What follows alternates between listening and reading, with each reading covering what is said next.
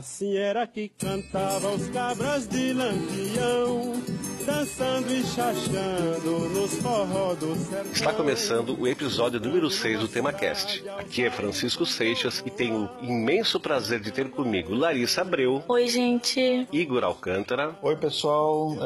Que bom estar aqui de volta para bater um papo com vocês. E o convidado Fabrício Soares. Olá, pessoal. Olha, junto falaremos sobre um dos personagens mais controversos da história recente e do folclore brasileiro. Há quem o idolatre como um benfeitor, revolucionário e valente soldado se opondo ao sistema. E outros simplesmente acham que ele e seu bando não passavam de marginais, assassinos sádicos e cruéis malfeitores. Sim, estamos falando de Virgulino Ferreira, vulgo Lampião, o rei do cangaço. O cangaço, ele abrangeu os estados da Bahia, de Sergipe, Alagoas, Pernambuco, Paraíba, Rio Grande do Norte e Ceará. Praticamente ali o Nordeste inteiro, tirando a parte ali que a gente já começa ali do Piauí, Amazônia Legal, ali Maranhão, mas aquela parte ali é praticamente inteira, né? Exato. Só fazer um adendo aqui, me parece, pelas pesquisas que eu fiz, né, eu vi muita informação que esse primeiro cangaceiro aí, ele começou em Recife, começou a atuar ali em Recife. Tu tá se referindo ao Lucas da Feira? Isso. Pois é, mas assim, tu vê que ele fica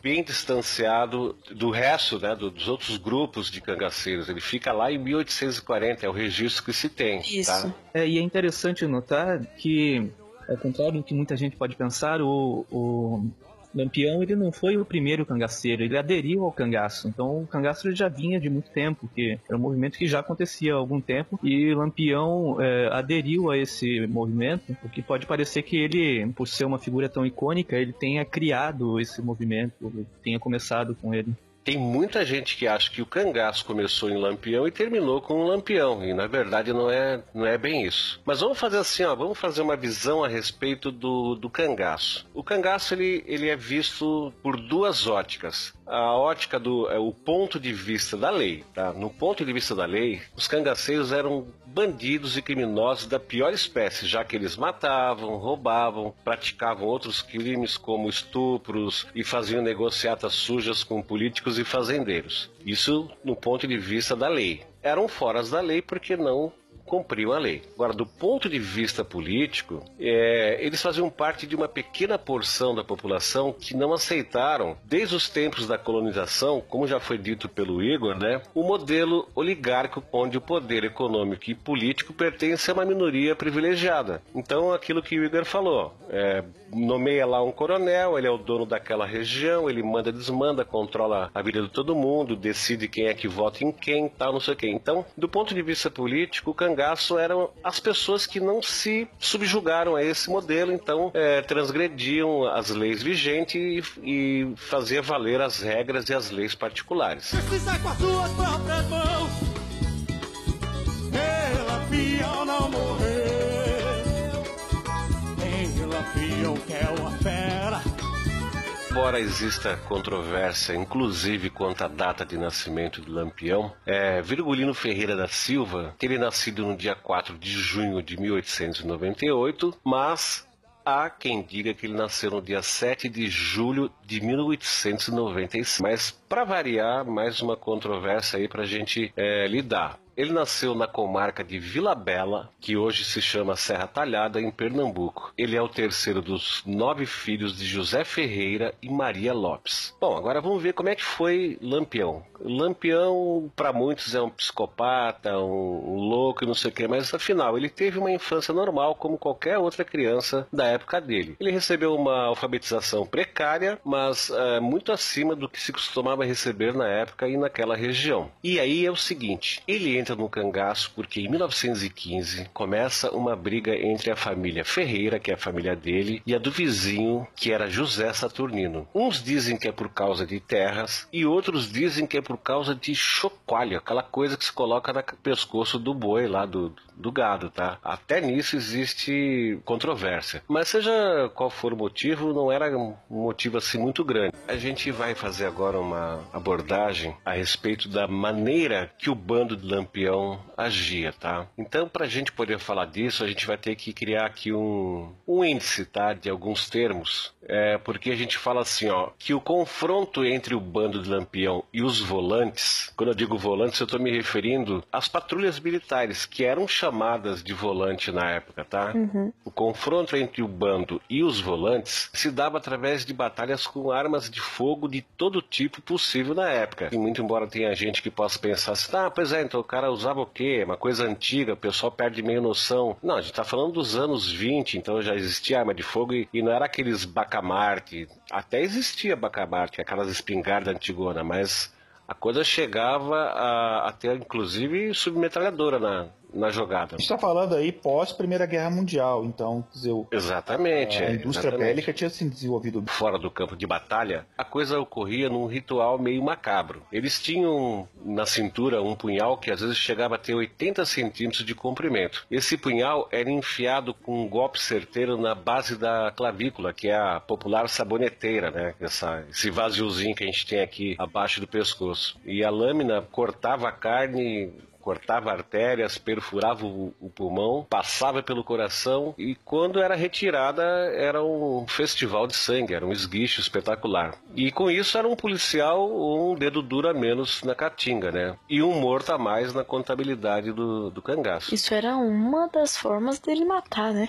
Porque eu fiquei sabendo que era tortura, né? Não, assim, é que além disso, quando eles não matavam, eles faziam questão de ferir, de mutilar, deixar cicatrizes visíveis, para que as marcas da violência servissem de exemplo. Eles desenhavam com faca feridas profundas em forma de cruz na testa dos homens e até desfiguravam o rosto e partes íntimas das mulheres com aquele ferro de marcar gado. Entendeu? Então tinha uma nuance de sadismo e de crueldade, Sim. Segundo esse relato. Então eu já vi relatos de que ele já chegou a arrancar olhos, sabe? De pessoas lá que ele ia matar, mas aí não matou. Simplesmente arrancou um olho e deixou o cara sem um olho. O cara morreu depois. Acho que por sangrar, né? Mas o Lampião deixou ele ali na caatinga e levou o olho embora pra mostrar pro resto do bando, sabe? Era uma forma de intimidação, né? Era uma forma Sim, pôr medo, das né? outras pessoas saberem exatamente, olha, ele faz isso, então eu não vou me meter a besta.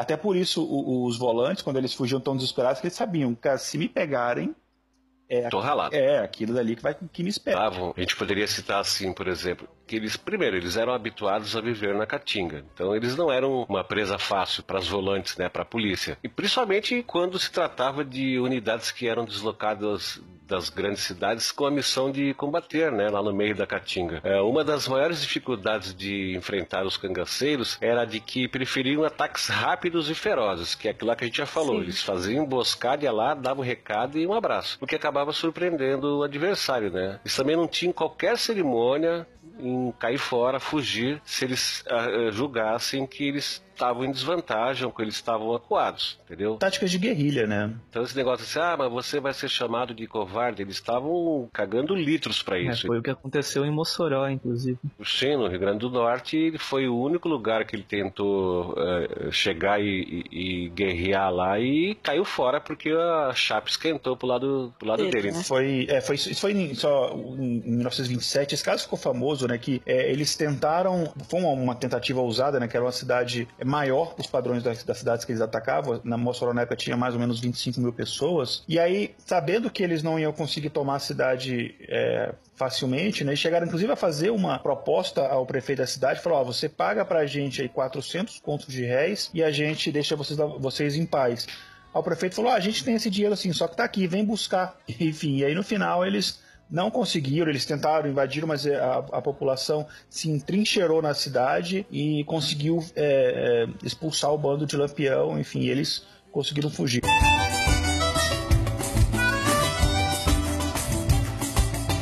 Meu tadinho parece ser humano fazer. Diga aí ao cangaceiro, virgulino, Lampião. Então a gente sabe que Lampião não podia ver uma câmera fotográfica, nem Lampião, nem o bando, né? Que eles já posavam, ficavam ali durinhos, porque eles eram bem vaidosos, isso todo mundo admite. Mas acontece que, diferente dos filmes que foram produzidos pela indústria cinematográfica, né, a respeito da vida do cangaço, da vida de Lampião, de Corisco, enfim, existe um filme de Lampião feito junto ao bando.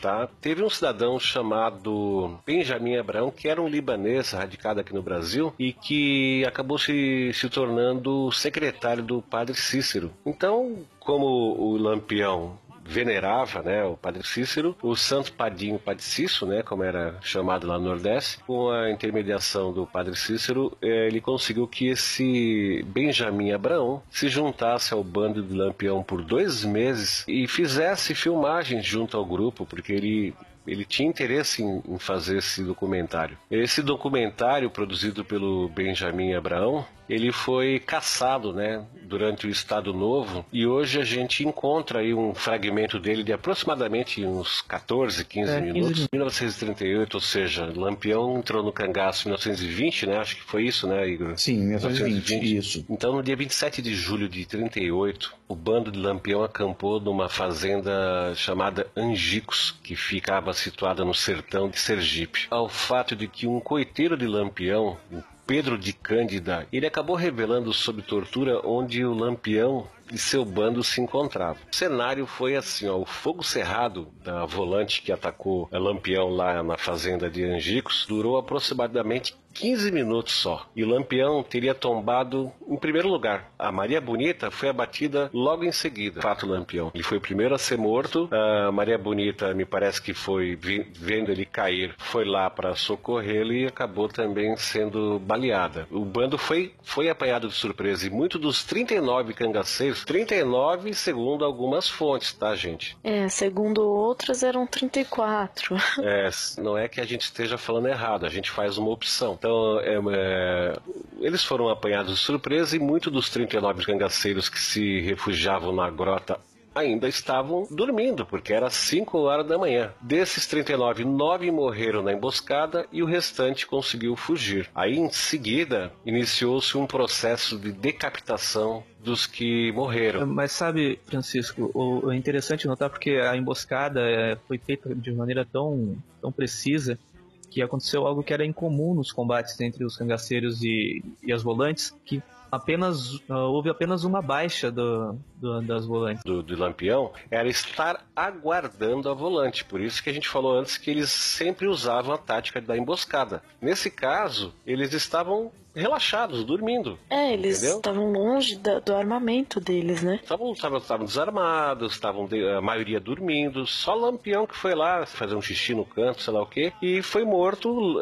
Maria Bonita na sequência, e depois houve o combate, quer dizer, a maioria dos cangaceiros talvez não tivesse tido chance de ter acesso à arma, né, para poder revidar, mas mesmo assim, mesmo tendo sido um ataque de surpresa, eles conseguiram mandar um militar pro lado de lá, né. O coronel, né, o João Bezerra, ele pega as cabeças que foram colocadas dentro de latas com querosene e sal, me parece, e começou a exibir como troféu por onde ele passava, atraindo um monte de gente, né, para ver. Primeiro eles foram para Piranhas, que era a cidade mais próxima, onde as cabeças foram arrumadas numa escadaria da prefeitura, junto com as armas e os apetrechos, né, do cangaceiro, e foram fotografadas, que é uma fotografia que a gente encontra fácil na internet, tá? E depois essas cabeças foram levadas para Maceió. Então você vê que passou um certo tempo aí e que foi mesmo uma caravana, essas cabeças foram passeando de cidade em cidade, como o Seixas comentou aqui, ela foi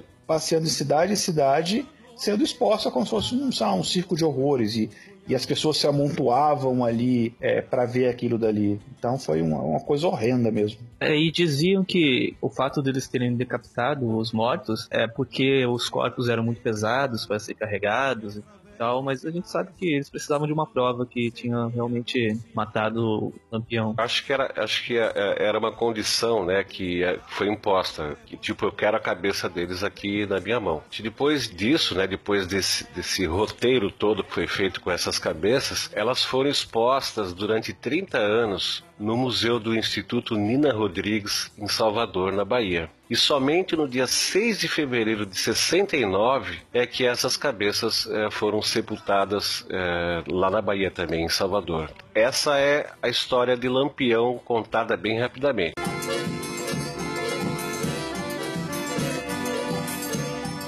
Ô mulher rendeira, ô mulher renda, chorou por mim, não fica só.